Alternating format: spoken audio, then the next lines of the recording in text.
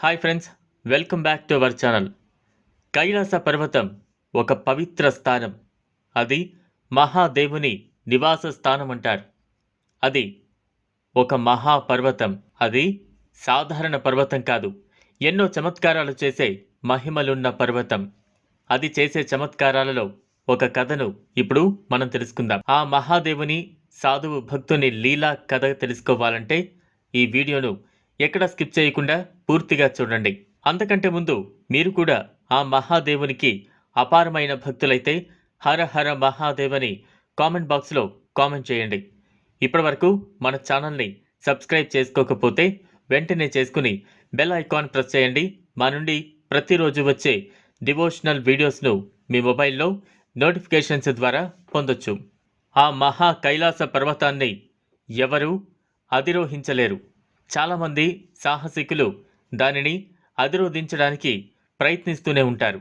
అంతేకాదు, స్వయంగా ప్రభుత్వమే చెబుతుంది అక్కడ ఎన్నో అంతు చిక్కని వింతలు జరిగాయని.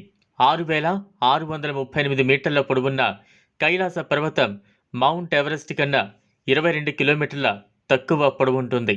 ఎవరెస్ట్ పర్వతాన్ని చాలామంది అధిరోహించారు, కానీ ఆ కైలాస పర్వతాన్ని ఎక్కిన వారు చాలా తక్కువ మందే అని చెప్పాలి. ఆ కైలాస పర్వతం ఆధ్యాత్మికత మరియు మానవ చైతన్యానికి అంకితం చేయబడింది. ఈ భూమి ఎందరో మహానుభావులకు జ్ఞానోదయం చేసిందని వారిలో ఒకరు జైసాద మిలారేపా. మిలారేపా పేరు కైలాస పర్వత చరిత్రను మరింత గర్వింపజేస్తోంది. అతను గురువు మరియు శిష్యుడు అనే కొత్త నిర్వచనానికి రూపొందించడమే కాకుండా ఒంటరిగా కైలాస పర్వతాన్ని అధిరోహించాడు. ఇది అసాధ్యమైన పని, కనీసం కలియుగంలో ఎవరూ చేయని పని. ఈ కారణంగానే మిలారేపా ప్రపంచం మొత్తానికి మిస్టరీగా మిలిగిపోయింది. మిలారేపా జ్ఞానాన్ని పొందడానికి టిబెట్ గురువు మర్పాను తన గురువుగా చేసుకున్నాడు. కానీ వారి మధ్య ఏదో జరిగింది. తర్వాత మర్పా స్వయంగా మిలారేపాకు శిష్యుడయ్యారు.